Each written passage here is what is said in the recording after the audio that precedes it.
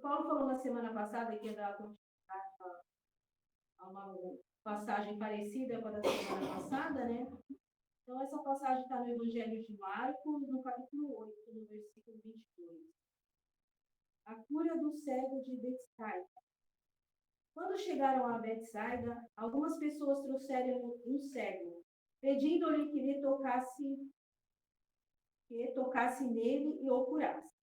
Jesus tocou o cego pela mão e levou-o para fora da aldeia. Aí cuspiu-lhe nos olhos e pôs as mãos em cima dele. Já vês alguma coisa? Perguntou a seguir. O homem olhou em volta e disse: Sim, vejo homens, mas não os distingo. Bem, parecem troncos de árvore a andar de um lado para o outro. Então pôs outra vez as mãos em cima dos olhos do homem, e quando olhou bem, tinha recuperado completamente a visão e via claramente o que se passava à sua volta.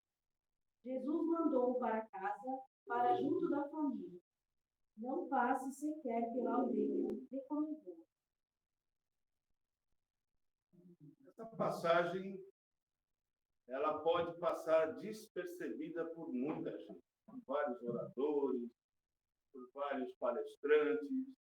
Eu já vi várias abordagens dessa passagem, eles falam de detalhes, sabe, de Betsaida, da geologia, sabe, da arqueologia, da história, Flávio Joséfo explicando a cidade, explicando aquilo, mas não falam do essencial. O que uma passagem como essa quer nos mostrar? Ela parece boba. Jesus entra numa cidadezinha chamada Betsaida. Alguns homens chegam até ele e dizem: olha, tem uma pessoa cega aqui e quer ser curado pelo Senhor. Jesus pega esse homem e leva para fora da cidade, passa cuspe na mão, passa no olho do homem, nos olhos do homem. Ele não enxerga bem, passa de novo, ele começa a enxergar. E Jesus diz para ele: não volte mais para a cidade. Acabou. Qual o ensinamento que a gente vai tirar disso? Aqueles que olham de forma superficial, é um milagre de Jesus. Jesus promoveu uma cura e parou por aí. O problema é que essas escrituras sagradas, gente, elas têm um teor, elas precisam, um teor iniciático, um ensinamento oculto. A maioria desses ensinamentos são metáforas, são símbolos que precisam ser decodificados. Nós precisamos pegar esses mitos, essas passagens, e trazer para a nossa época, para que isso faça sentido, para que isso tenha um efeito transformador em nossas vidas. Então, existem algumas coisas curiosas. Por que Jesus precisou tirar o homem da cidade para curá-lo? Porque uma vez curado, Jesus recomendou ao homem: não volte à cidade. Qual é o sentido disso? Então é isso que a gente precisa investigar. Porque aí está o sentido oculto de tudo isso. É aí que está a mensagem transformadora, redentora para todos nós. Porque essa cidade, se nós transportarmos isso para o dia de hoje, que cegueira é essa? Esse homem cego é a representação de todos nós, seres humanos, que estamos imersos numa cidade ilusória, num mundo imaginário, numa matrix, enxergando o mundo a partir dos nossos padrões internos, das nossas crenças, daquilo que nós fomos condicionados, dos nossos condicionamentos, portanto, transformando a experiência da vida em algo que é apenas um retrato do nosso ser. Na psicologia, eles chamam isso de projeção. Nós, então, o tempo todo estamos nos projetando no mundo, impondo a nossa visão, o nosso ponto de vista, as nossas verdades, querendo ajustar as pessoas para que se enquadrem a essa visão de mundo que é nossa, que faz parte dos nossos condicionamentos, Então a gente está preso dentro dessa cidade. Qual é a consequência de tudo isso? A mais absoluta cegueira. Nós não conseguimos mais enxergar a realidade. Nós estamos imersos num mundo de ilusão, incapazes de enxergar o real. E essa cegueira que Jesus encontrou no homem, que esse homem representa, e que Jesus falou para eu te curar, meu querido. Você tem que sair da cidade. É como se ele estivesse mostrando para a gente que se nós quisermos nos curarmos, se nós quisermos nos curar, se nós quisermos começar a enxergar coisas que nós não enxergamos, nós temos que sair desse mundo imaginário do qual nós estamos envolvidos. Cada um dentro dos teus construtos mentais, das tuas ilusões, do teu mundo de Alice, daquilo que construiu como realidade. Cada um vive nesse plano pessoal. Né? Essa coisa que os filósofos eles chamavam de fenomenologia. A fenomenologia é o seguinte: está lá uma flor amarela na campina. Eu falo sempre isso. Uns olham para aquela flor e ficam tristes. Outros olham para aquela flor e ficam alegres. A flor é a mesma. O problema não está na flor, ela não significa nada. Quem dá significado é quem olha. Então, se você olha para o negócio e aquilo te entristece, o problema não está no negócio, está em você. Se aquilo te alegra, está em você. Então, nós temos que investigar quais as reações que nós estamos tendo diante das experiências da vida. Porque o problema, a fonte de todo o problema está no nosso próprio ser. A gente tenta atribuir ao outro, a gente tenta se vitimizar, a gente tenta procurar responsáveis, culpados pelos nossos problemas, mas somos nós. Nós é que estamos problematizando. A nossa forma de olhar para o mundo é que é uma forma problemática. Porque nós estamos olhando o mundo com aquilo que existe dentro da gente de recursos emocionais, de condicionamento, de crenças, de tudo aquilo que a gente construiu, ajuntou e se agarrou. É isso que nos deixa cegos. É isso que nos torna incapazes de olhar para aquela flor e perceber que é simplesmente apenas uma flor. E nada mais do que isso. Nós não temos que nos afetar nem positivo ou negativamente com aquele objeto externo. Então, por estarmos cegos, nós enxergamos um mundo que não existe. Então, Jesus nos tira desse mundo, nos tira de Betsaida, nos tira para fora. E ele promove essa cura. Porque quando você sai dessa ilusão, você começa a enxergar coisas que nunca enxergou. Um pouco com dificuldade, né? Confundindo os homens com árvores, como está no texto, no começo, mas depois você começa a ver claramente. Você começa a ver claramente coisas que você não via. Quando você deixa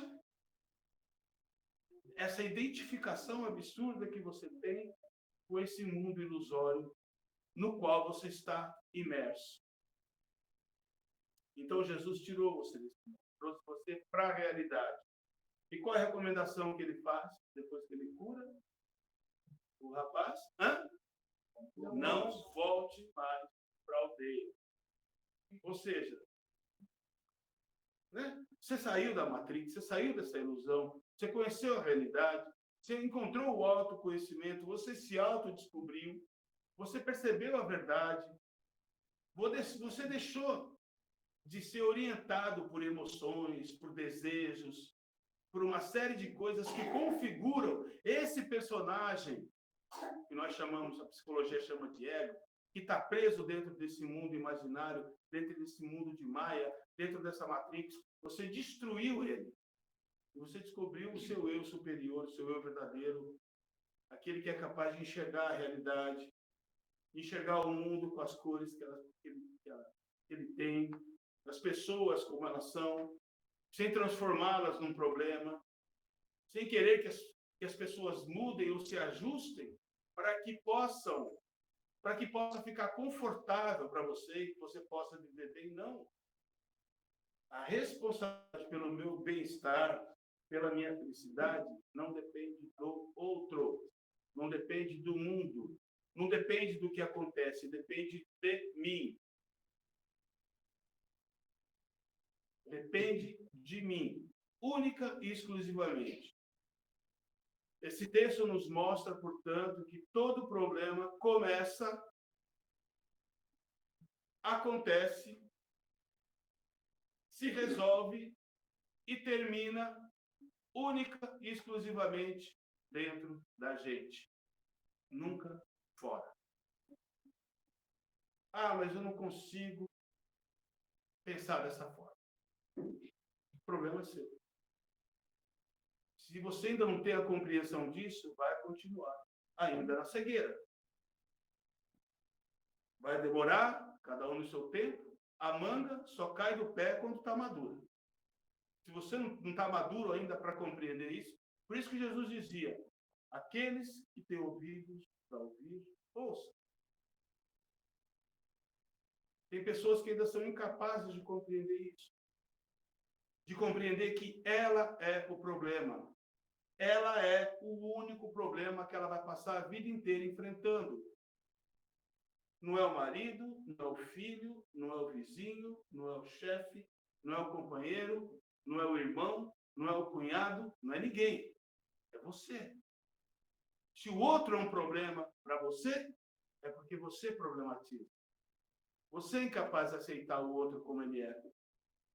Você é incapaz de enquadrar o outro dentro do teu mundo, porque você traz dentro de si preconceitos e padrões e exige que o mundo se ajuste a esses padrões. Então, isso não é, sabe? Isso é comum em todo mundo. Todas as pessoas trazem dificuldades que estão relacionadas a isso, a esse tipo de entendimento, essa incapacidade de viver no mundo sem transformar essa experiência em algo problemático. Todos nós temos, em maior ou menor grau, e só o conhecimento é capaz de ajudar a gente a desarticular isso.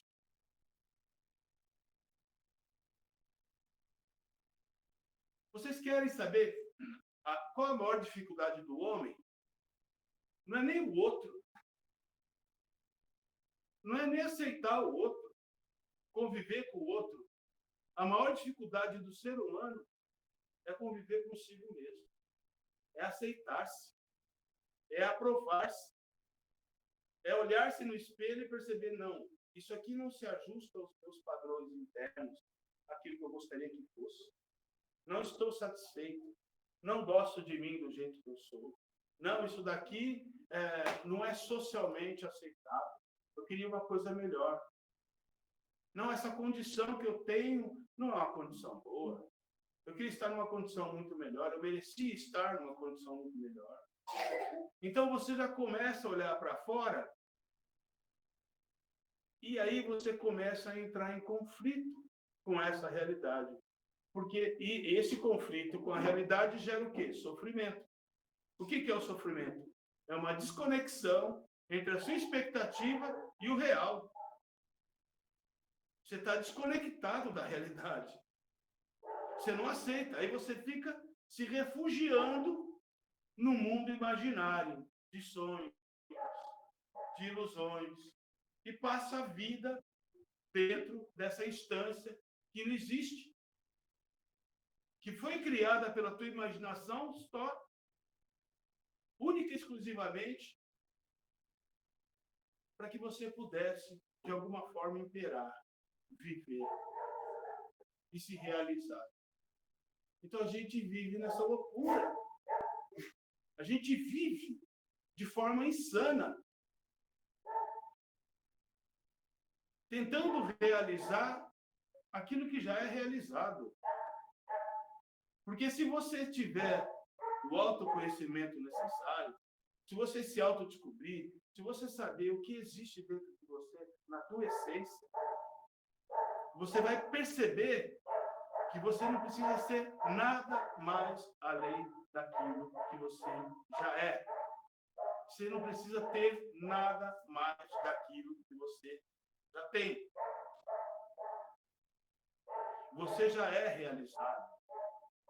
Jesus dizia, sois deuses. Isso era um tapa na cara que ele estava dando na gente. Isso que eu faço, vocês podem fazer, e até muito mais. Então Jesus exaltava essa coisa divina que existe em cada ser.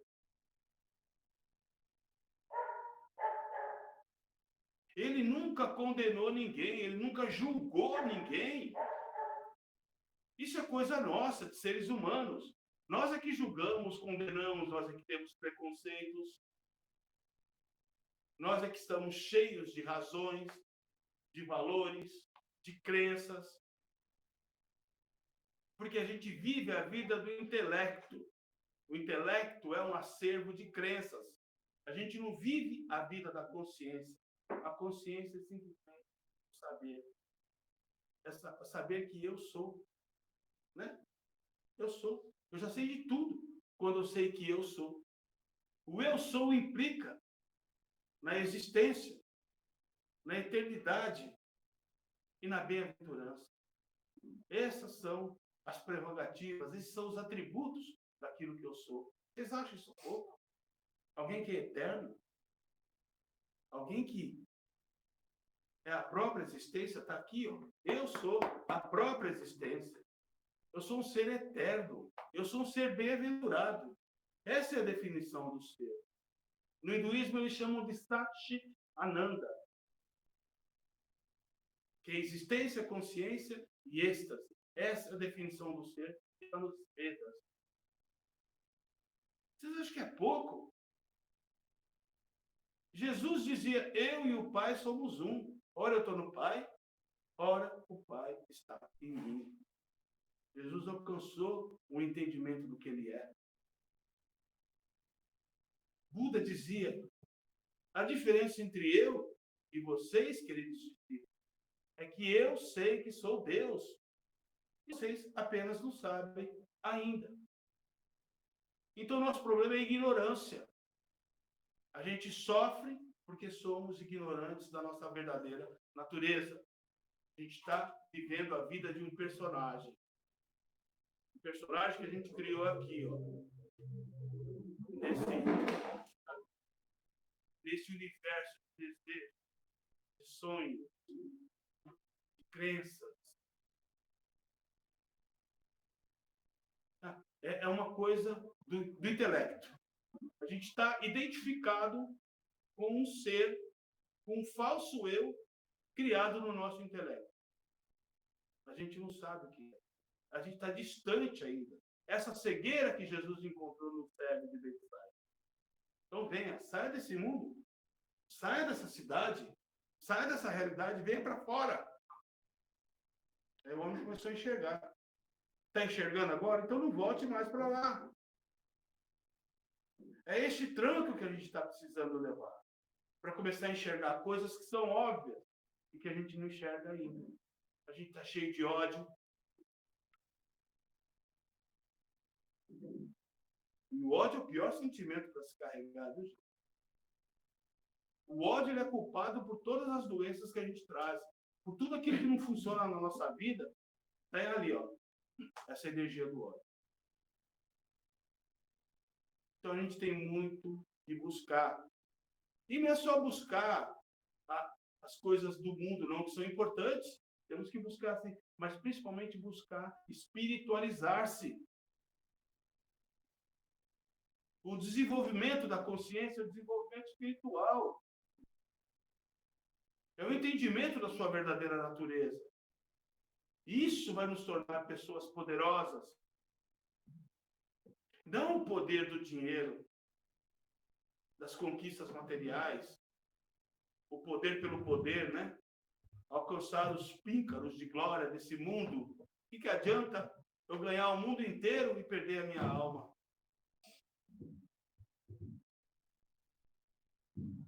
A gente vem para cá sem absolutamente nada. Sai daqui e não leva absolutamente nada. Mas nesse meio tempo, a gente quer ser dono de tudo. Ser dono do quê, pelo amor de Deus? De algo que você não vai levar? De algo que é impermanente, transitório, que não te pertence? Não é melhor você pensar naquilo que não morre, naquilo que é eterno, que precisa ser desenvolvido, no desenvolvimento da humildade, da confiança, da coragem, da alegria, da perseverança, da serenidade e do desapego? Não é melhor você desenvolver suas virtudes do que ficar preso no egoísmo, na ambição, na vaidade, no orgulho, nessas coisas que só vão fazer com que você saia daqui pior do que você entrou, com karma cada vez mais, né, problemático para resolver? Então não é melhor a gente começar a se soltar, se desligar, se desapegar desse mundo e começar a enxergar coisas que a gente não enxerga? Jesus não curava cego, não, nem curava aleijado, já disse isso em várias palestras. Ele fazia as pessoas enxergar o que elas não enxergavam. Elas faziam pessoas que estavam paralisadas andarem, se movimentarem, sair daquela letargia, daquela falta de movimento, daquela inércia, e colocar a vida em movimento. Isso que era o papel de Jesus. Ele não era nem um X-Men, não. Tudo isso é mito. E foi necessário que fosse assim, para que chegasse com vigor até hoje, quando a gente tem mais esclarecimento para interpretar tudo isso, e poder enxergar tudo isso de uma forma mais óbvia, racional. Não é isso? Ou não,